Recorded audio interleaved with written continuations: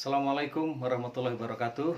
Ya, kita bertemu lagi ya dalam video selanjutnya, dimana ini adalah kelanjutan dari video saya yang kemarin, ya, yang mana saya kemarin menceritakan ya bagaimana gejala dan sensasi yang saya rasakan setelah menderita GERD dan anxiety, ya, yang mana pada saat itu saya belum tahu saya sakit apa, ya.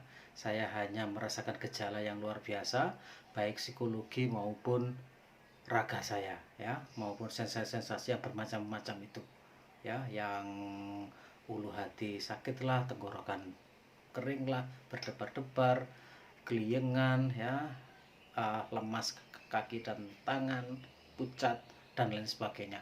Banyak hal. Ada 26 kemarin yang saya rasakan, saya sudah sampaikan di video sebelumnya. Nah, sekarang saya ingin bercerita untuk selanjutnya, ya, dimana pada saat itu saya sudah tidak kuat, ya, saya sudah janji besok mau ke dokter, ya, karena malam itu, ya, saya betul-betul tersiksa sekali, berkeringat dingin, basah, tetapi hanya separuh badan, tidak bisa tidur semalaman. Maka saya memberanikan diri, ya, meskipun pada saat itu situasi COVID ini masih sangat mencekam, ya, saya memberanikan diri untuk datang ke dokter, ya, dan tibalah saya ke dokter itu dengan istri saya, ya, dengan rasa cemas dan agak lemah, ya. Saya datang ke dokter, antri sejenak, ya, pada saat itu hari Senin, biasa kalau hari Senin itu rame. Terus kemudian saya masuk dan mulai menceritakan ke dokter, ya. Saya sampaikan, ya, dibantu istri saya, ya, bahwa saya mengalami gangguan-gangguan yang banyak sekali. Saya sampaikan semua, ya, mulai dari sering mimpi lah, sering takut lah, sering merasa sakit berat, sakit ini, sakit itu. Terus kemudian badan saya, tangan dan kaki lemas, dingin, pucat gitu kan. Oke, terus kemudian sama dokter langsung disuruh berbaring, ya, terus kemudian diperiksa. Oke, mulai dari detak jantung, perut, ya, terus kemudian di sini, ya, sempat di dada, di ulu hati ini sama dokter diperiksa lebih lama, kayaknya ada something gitu, jadi di duk duk duk duk duk gitu, di inilah gitu, ya. Nah, kemudian saya disuruh berdiri lagi, duduk, dan dokter bilang, "Pak, ini Bapak sepertinya menderita apa yang dinamakan asam lambung, ya, di ulu hati Bapak, ya." Dokternya itu bilang itu begini gitu, jadi kayak naik gitu, jadi ada udara, ya, di sini keras, di suaranya juga mungkin gimana gitu, ya, menurut analisa dokter gitu. Jadi dokter mendiagnosa asam lambung atau istilah medisnya GERD, gastroesophageal reflux disease, dan Bapak ini disertai dengan anxiety atau kecemasan yang disorder, yang berlebihan gitu. Jadi Bapak ini menderita GERD anxiety disorder. Banyak yang sedang mengalami ini, Pak, gitu, kata dokter itu, ya. Bahkan kemarin juga ada pasien saya yang merasa kebas itu hanya di bibirnya saja, ya, aneh-aneh gitu, dan dia juga mengalami anxiety gitu.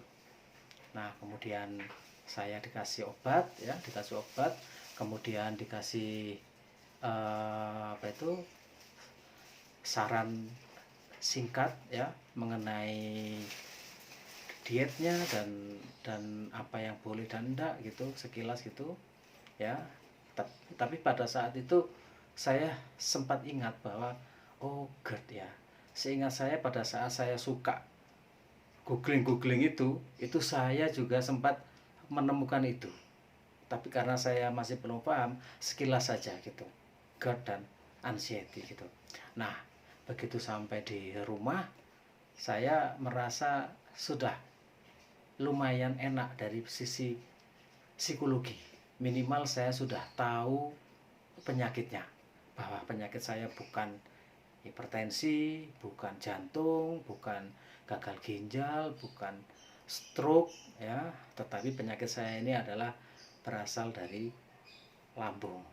Lambung yang bermasalah, yang juga ada gangguan pikiran ya, kecemasan itu. Nah, langsung pada saat itu ya obat saya minum dan saya langsung mencari informasi, karena pada saat itu dokter sempat bilang, Pak, coba dicari di Google ya, itu ada asosiasinya Pak, orang menderita GERD anxiety itu ya, kalau nggak salah GERD anxiety Indonesia atau apalah gitu. Saking banyaknya kasus ini, itu sampai ada asosiasinya.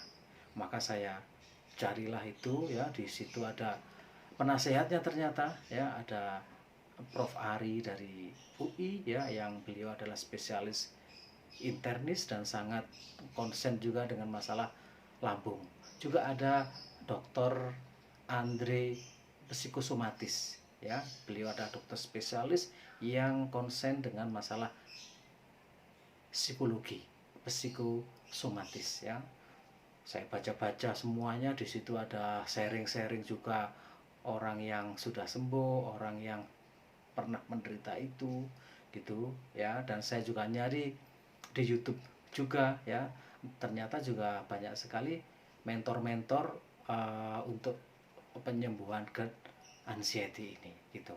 Saya belajar dari mereka ya, googling, YouTube ya dan sebagainya. Saya berhari-hari saya ini, dan saya merasa semakin nyaman karena saya sudah paham penyakitnya, bahwa penyakit ini tidak bahaya ya, tetapi bagi orang yang nggak paham itu memang melihat sensasinya itu sangat mengerikan ya, seperti yang saya alami sebelumnya itu.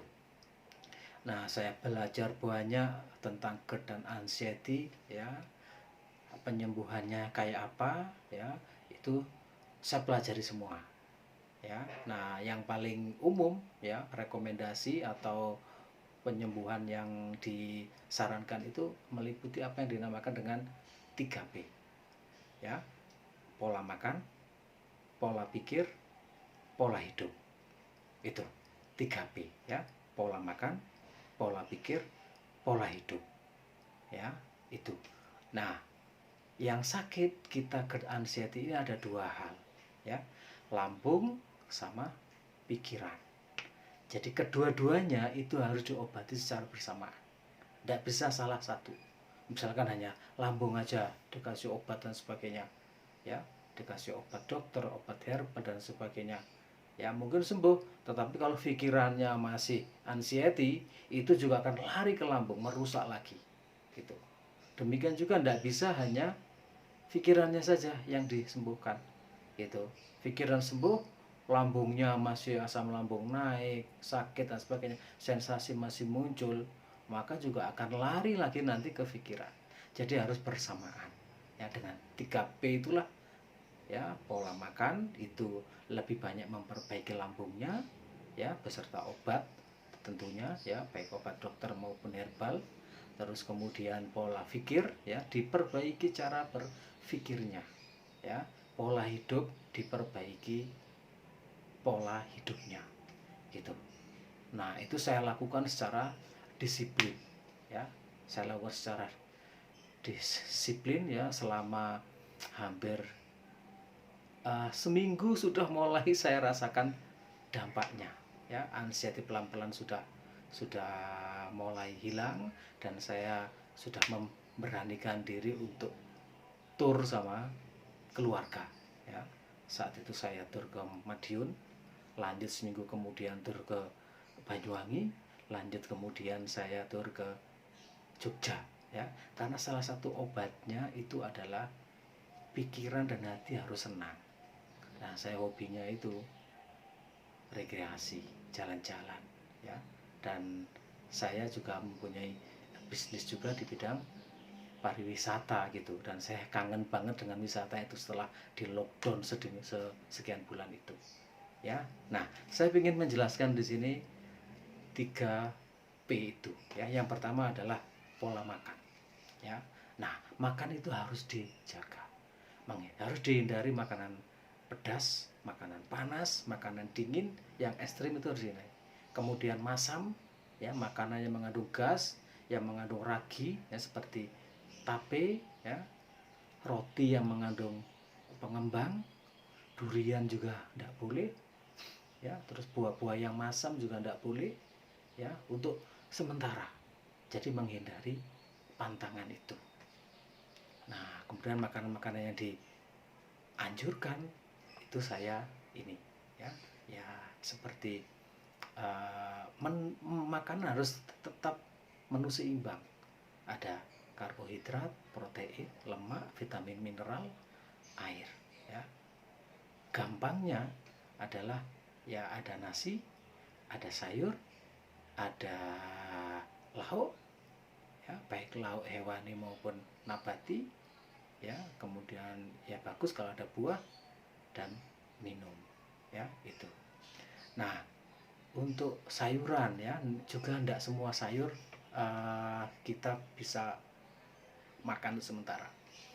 Sayur yang dihindari yang mengandung gas ya, kayak kubis, kol, itu sementara untuk dihindari ya. Terus kemudian yang sulit dicerna kayak kangkung itu alot ya, itu juga sementara dihindari ya. Tetapi buahnya yang masih diperbolehkan ya, sayur bayam ya, sayur wortel, kacang panjang, labu siam dan sebagainya, masih banyak yang kita boleh makan ya, itu. Terus kemudian kopi harus dihindari dulu, teh sebaiknya juga dihindari dulu ya.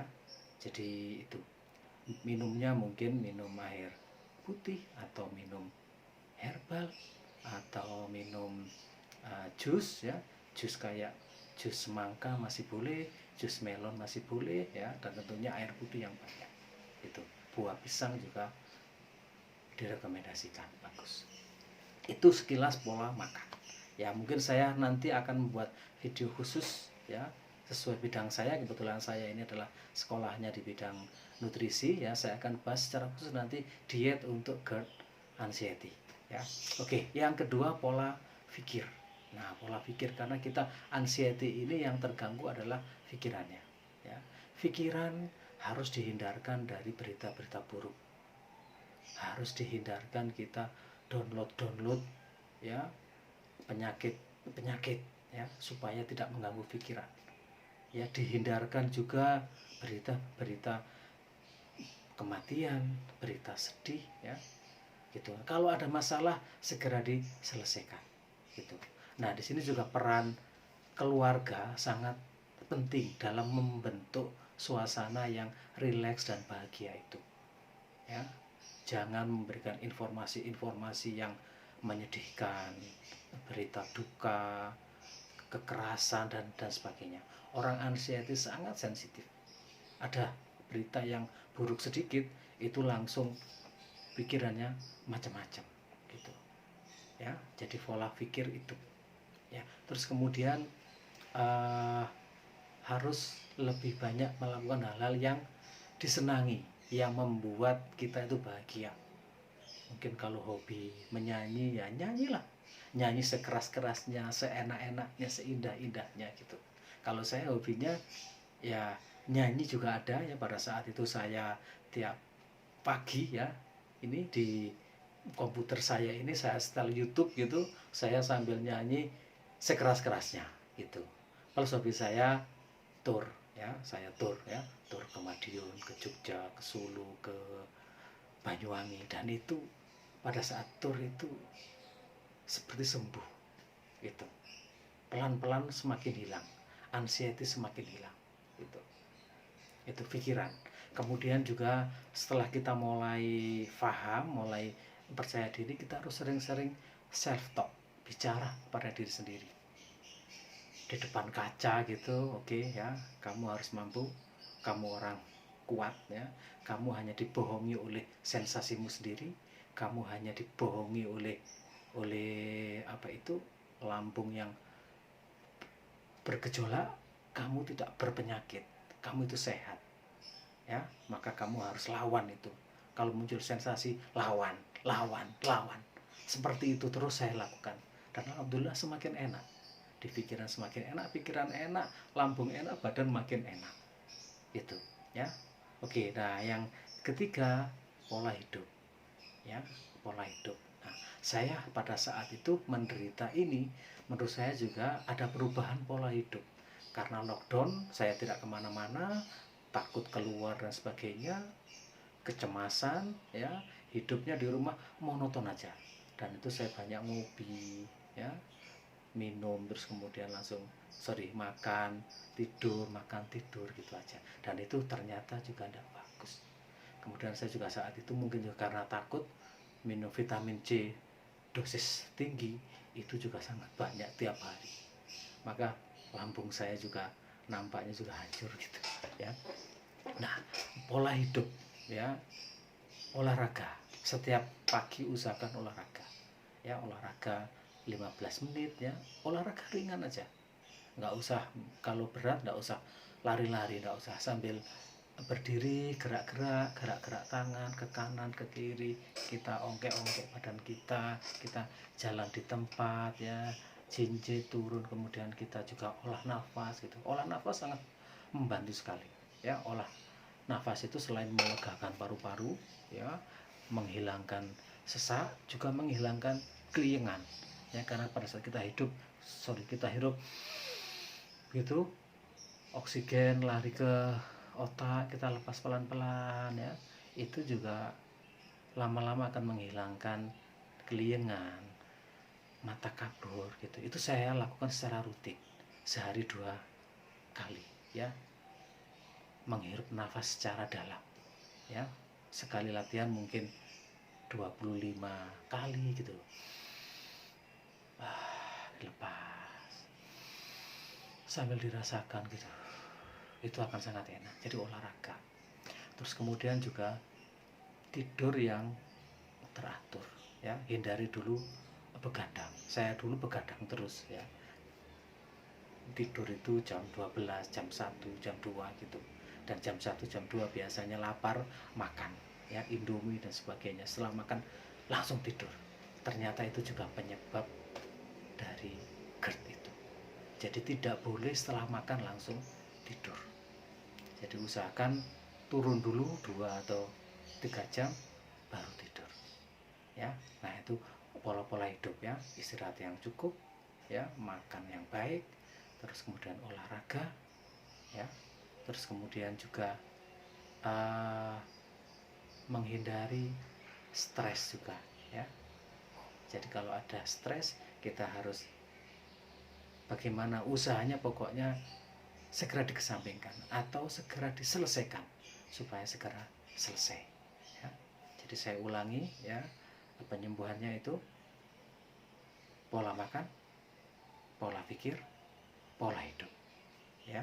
Nah, di samping itu obat dokter saat itu saya habiskan ya, plus saya lanjutkan dengan herbal ya, karena saya tidak mau ketergantungan obat ya, obat gitu. Saya lebih suka herbal karena herbal itu alami ya, dan saya juga banyak membaca literatur kalau herbal itu digunakan dalam jangka panjang itu relatif lebih aman.